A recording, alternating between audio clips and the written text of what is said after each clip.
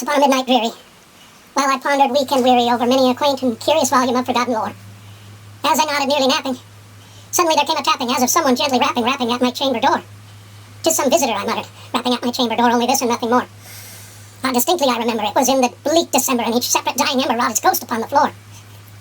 Eagerly I wished the morrow, I had the croup. Eagerly I wished the morrow, vainly I had sought to borrow from my books surcease of sorrow for the lost Lenore, the rare and radiant maiden whom the angels named Lenore, nameless here, evermore.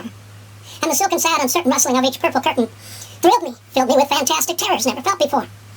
So that now, to still the beating of my heart, I stood repeating, "'Tis some visitor entreating entrance at my chamber door, some late visitor entreating entrance at my chamber door, only this and nothing more." Presently my soul grew stronger, hesitating then no longer. "Sir," said I, "or madam." "Sir," said I, "or madam, your forgiveness I implore, but the fact is I was napping, and so faintly you came rapping, and so faintly you came tapping at my chamber door that I scarce was sure I heard you." Here I opened up the door. Darkness there and nothing more. Deep into the darkness peering long I stood there wondering, fearing, doubting, dreaming dreams no mortal ever dared dream before. But the silence was unbroken and the stillness gave no token, and the only word there spoken was the whispered word, "Lenore." This I whispered, and an echo murmured back the word, "Lenore." Only this and nothing more. Back into my chamber turning, all my soul within me burning. Soon again I heard a tapping, somewhat louder than before.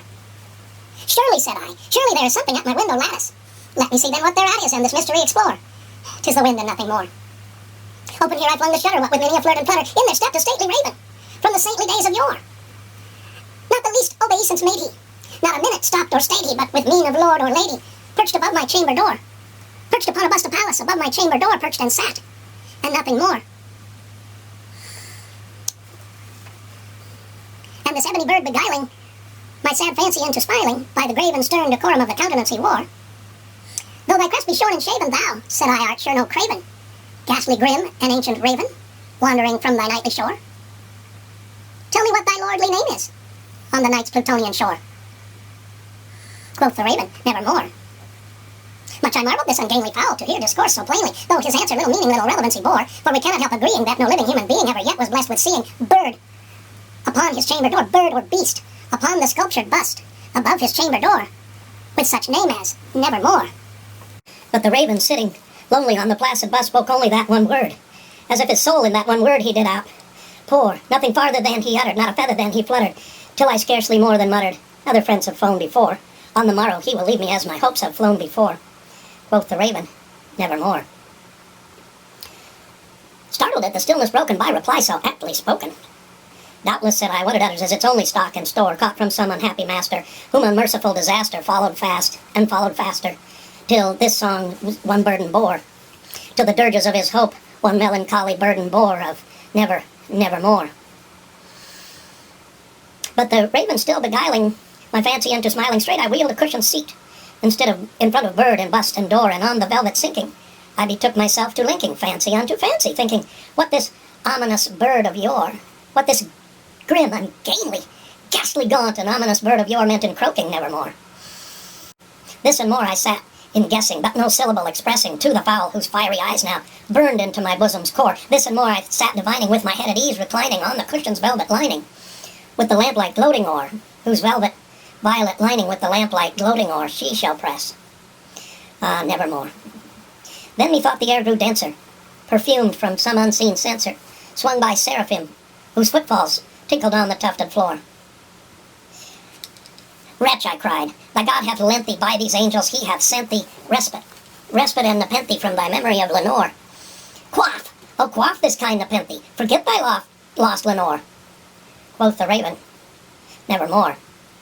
"Prophet," said I, "thing of evil, prophet still if bird or devil, whether tempter sent or tempest tossed thee here ashore, desolate yet all undaunted, on this desert land enchanted, on this home by horror haunted, tell me truly, I implore, is there balm in Gilead? Tell me, I implore." Quoth the raven, "Nevermore." "Prophet," said I, "thing of evil, prophet still if bird or devil, by that heaven that bends above us, by that God we both adore, tell this soul with sorrow laden, if within some distant Aden it shall clasp a sainted maiden whom the angels name Lenore, the rare and radiant maiden whom the angels name Lenore, nameless here, evermore." Quoth the raven, "Nevermore." "Be that word our sign of parting, bird or pig!" I shrieked, upstarting, "Get thee back! It lion sure. Leave no black plume as a token of that lie thy soul has spoken. Leave my loneliness unbroken. Quit the bust above my door. Take thy beat from out my heart and thy form from off my door. Quoth the raven, nevermore. And the raven never flitting, still is sitting.